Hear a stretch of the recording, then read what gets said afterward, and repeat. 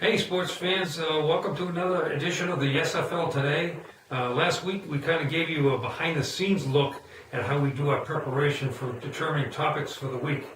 Well, just for your information, this week we had no preparation. This is totally off the cuff. However, Commish 2, riffing off a comment that I made last night, did some statistical work this morning. But I said to him last night, after looking at the standings, I said, I bet in any year we have more people within 5 games than we've ever had in the history of the SFL.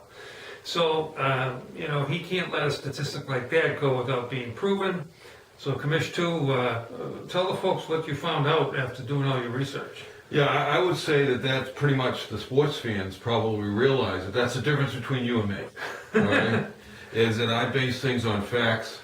And you base things on intuition. And hunch. And hunch, right. Yeah. So, and that's not a bad thing. No, because there's nothing wrong with that. Because I was correct in my assumption. That's right. Tell the folks what you found out. Okay, what I found out was that, first of all, it took every year the number of players, because obviously we have more players, you're going to have more people within 5 games, right? So I had to do that, and then I got a percentage. So actually this year is the highest, by far actually, number of players within 5 games of the league at this point in the season. 43% of the league right now is within 5 games of the championship. It's hard to believe, isn't it? Yeah. So, I mean, last year we had 11 out of 45, or 24%. And the closest to that was back in 08 and 07, where we had 8 players within 5, or 31 and 32%, where Charlie was leading in 08, Dylan in 07. And interestingly enough, the lowest was the year before, 2006, where there was actually no one within 5 games of Bill in 2006. And then Julie was leading in 2004, and there was one person within 5 games of her. And just one last note, and an odd fact that comes out of this research occasionally is that, Mac, as we like to refer to him, who you spoke so disparagingly last week, actually was a... He spoke disparagingly. I hated him. Yeah, you said he's not. He's like Notre Dame, and like he's missing something, or something, right? Okay. Well, what else thing? At any rate, Mark actually was leading in week 14, and only had one person within 5 games of him. So it goes to show you that even the worst of us can be up there, but also can blow it and not finish. Yeah, just another comment. Bill, as you know, sports fan, had won 4 championships in a row, the most incredible record.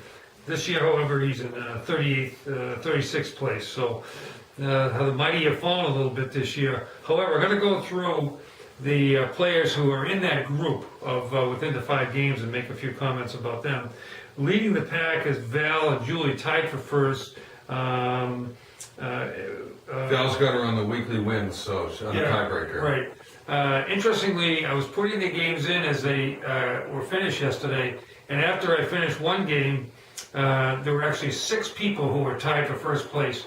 And then when I put the last games in, it kind of filtered out a little bit more. But this is an incredibly close year. So behind Val and Julie, we have Glenn S., Tim, and Francine, who are 1 game behind. Glenn S. is making a comeback. He was down there for a while, but he's making a comeback, and Brian's Verizon buddy Tim is hanging in there. He's in 4th place now, just 1 game behind. Tied for third. And then 2 games behind is Alex P. and Joe H. I think Alex P. is trying to get the Rookie of the Year award because this is his first year and he's doing incredibly well. And the Joe H. is another buddy, Brian's Verizon. So this is the year of the Verizon team, except for Brian, I guess. I've fallen off. Brian's fallen off the face of the earth here. So 3 games out is Ed, Susanna, Nancy, and Shannon. Now, this is, I think, uncharted territory for Ed. I don't remember him being in the top 10 this late in the season. I could be wrong. I'll have to check my statistics out. And Nancy, she's hanging in there too. I mean, this is really phenomenal. Same household. Ed and Nancy are in the same household. So that Chiva household and Nancy are doing great. The interesting one here, Susanna told Brian, I think we mentioned this last week, that this was a marathon, not a sprint. And sure enough, I think she's putting on the burst at the end here. 3 games out.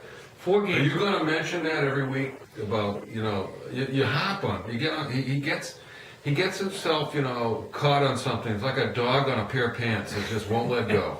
It's like a chihuahua on your pant like that. All right, here, let me give you the 4 games out, people. Joe C., Steve C., Dave, Jack, and Patrick G.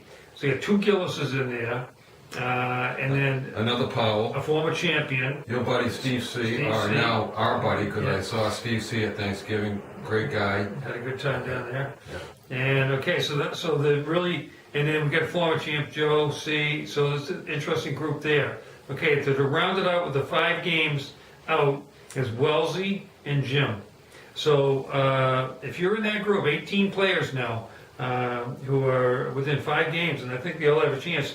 And Wellesley, I'm wearing this cap in honor of my Australian friends, and I hope we have to deliver that trophy down to Sydney next winter. Would be great.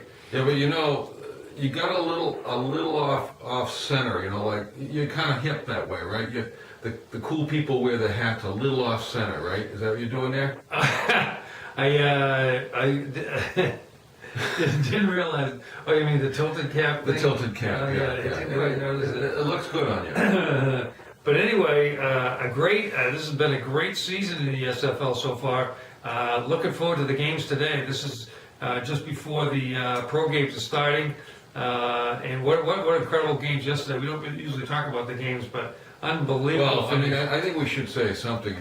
That Alabama game was historical. Yeah, never saw a game, you never see a college game hardly ever in that way, let alone the number 1 team being upset by another team. So Well, wouldn't it be?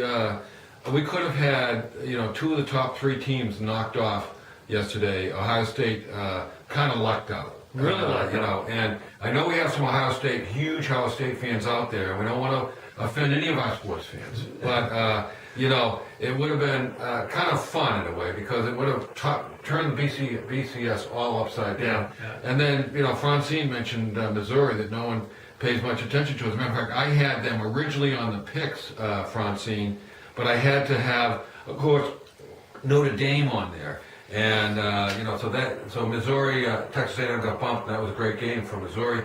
They're going to probably end up 3rd in the country right now. Yeah.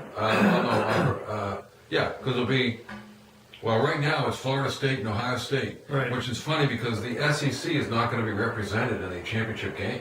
Yeah, well, we'll see What are because your thoughts on that? Ohio State has a tough game next week against Michigan State, Right. and I think they could get beat. And so I think that Missouri could sneak in. Wow.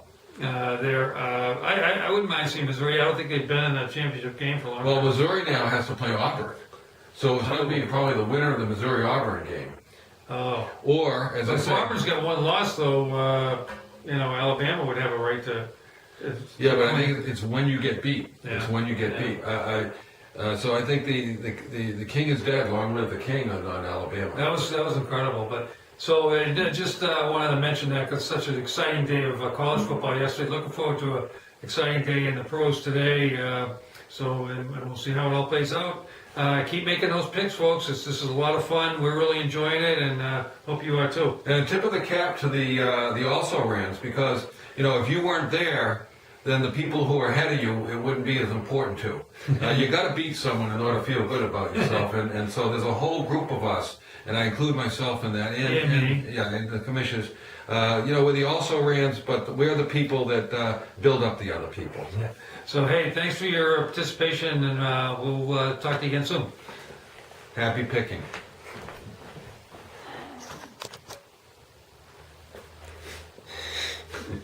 I think it's decent. I wonder how long it is. I don't know. Let's see. Oops, I'm still going. Yeah.